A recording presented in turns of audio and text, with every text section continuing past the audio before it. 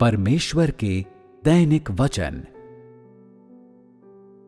परमेश्वर के कार्य के 3 चरणों के शुरुआती कार्य को सीधे तौर पर पवित्रात्मा के द्वारा किया गया था, देह के द्वारा नहीं। लेकिन परमेश्वर के कार्य के 3 चरणों का अंतिम कार्य देहधारी परमेश्वर द्वारा किया जाता है, पवित्रात्मा द्वारा सीधे तौर पर नहीं किया जाता। मध्यवर्ती चरण का छुटकारे का कार्य भी देह में परमेश्वर के द्वारा किया गया था। समस्त प्रबंधन कार्य के दौरान सबसे महत्वपूर्ण कार्य शैतान के प्रभाव से मनुष्य को बचाना है। मुख्य कार्य भ्रष्ट मनुष्य पर संपूर्ण विजय है।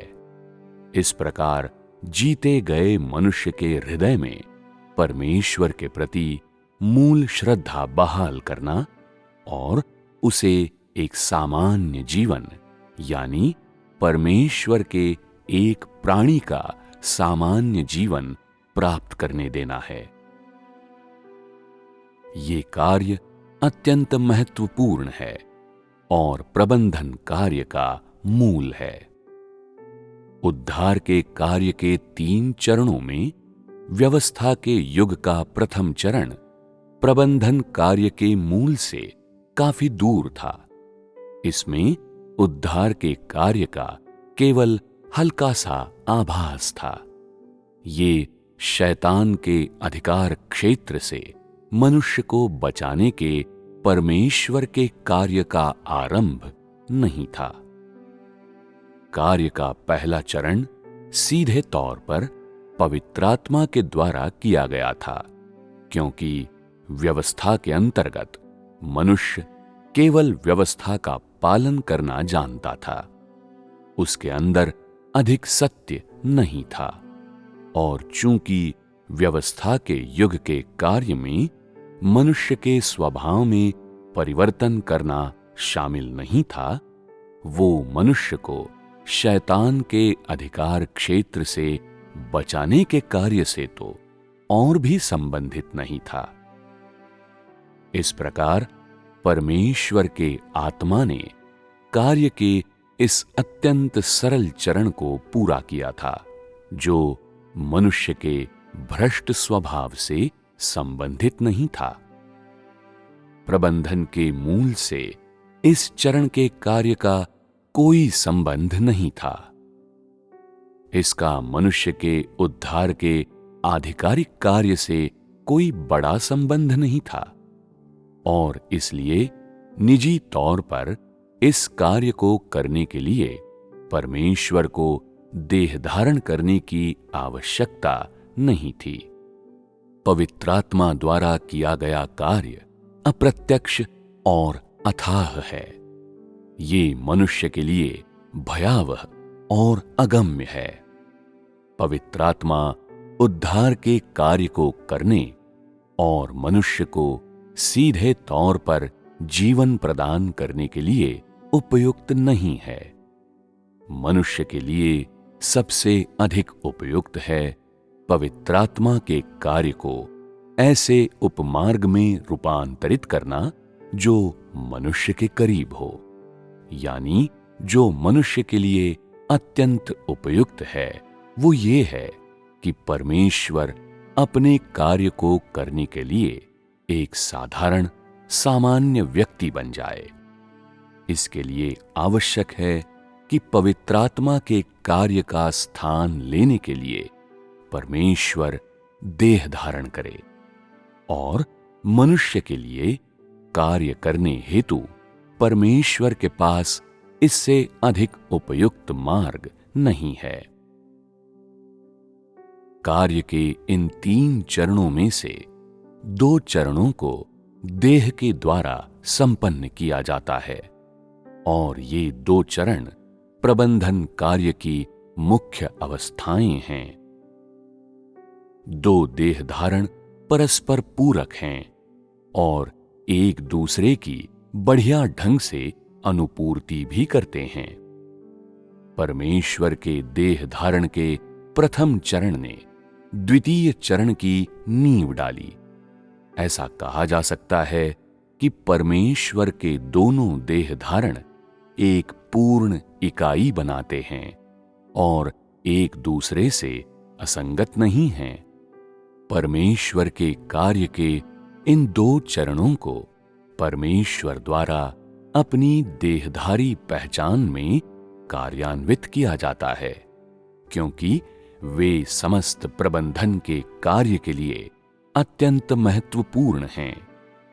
लगभग ऐसा कहा जा सकता है कि परमेश्वर के दो देह धारणों के कार्य के बिना समस्त प्रबंधन कार्य थम गया होता और मनुष्य जाति को बचाने का कार्य खोखली बातों के सिवाय और कुछ न होता। ये कार्य महत्वपूर्ण है या नहीं, ये मनुष्य जाति की आवश्यकताओं, उसकी कलुषता की वास्तविकता, शैतान की अवज्ञा की गंभीरता और कार्य में उसके व्यवधान पर आधारित है। कार्य करने में सक्षम सही व्यक्ति को कार्यकर्ता द्वारा किए गए कार्य की प्रकृति और कार्य के महत्व पर निर्दिष्ट किया जाता है।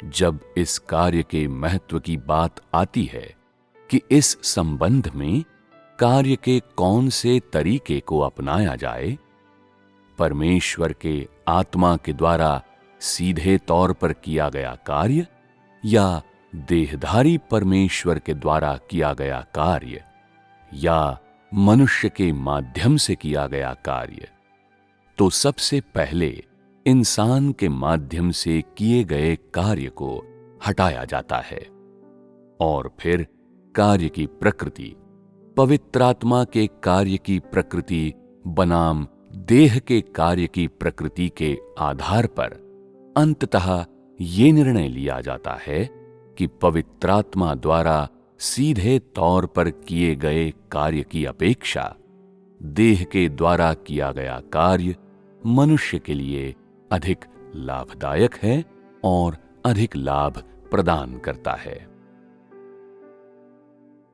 जब परमेश्वर ने ये निर्णय लिया कि कार्य पवित्र आत्मा के द्वारा किया जाएगा या देह के द्वारा, तो उस समय परमेश्वर के मन में ये विचार आया था।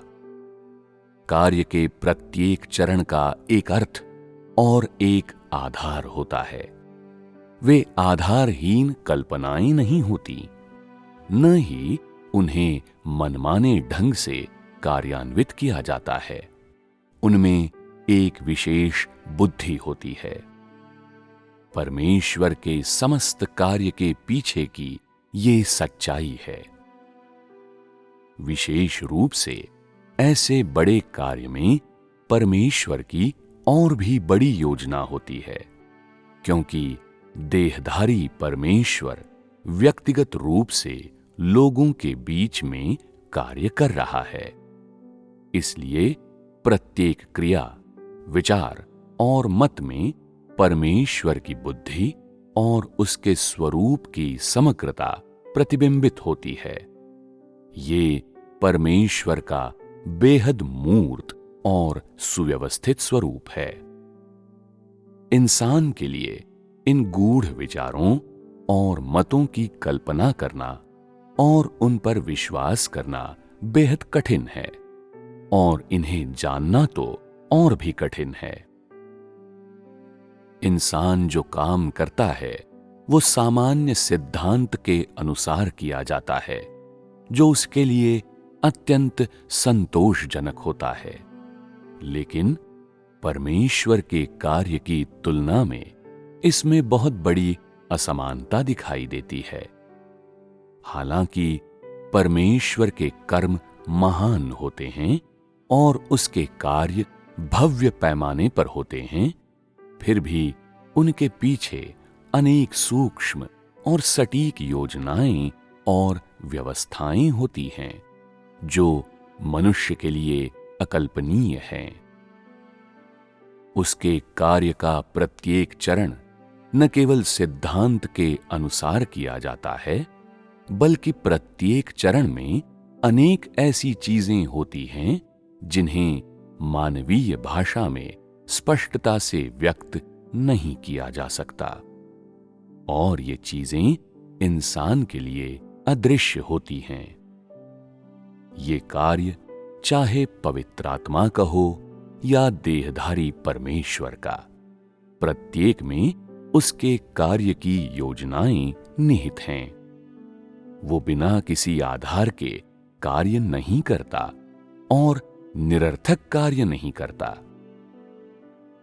जब पवित्र आत्मा सीधे तौर पर कार्य करता है तो वो उसके लक्ष्यों के अनुसार होता है, और जब वो कार्य करने के लिए मनुष्य बनता है तो उसमें उसका उद्देश्य और भी ज्यादा निहित होता है। अन्यथा वो इतनी तत्परता से अपनी पहचान क्यों बदलेगा? वो इतनी तत्परता से ऐसा व्यक्ति क्यों बनेगा जिसे निकृष्ट माना जाता है और जिसे यातना दी जाती है?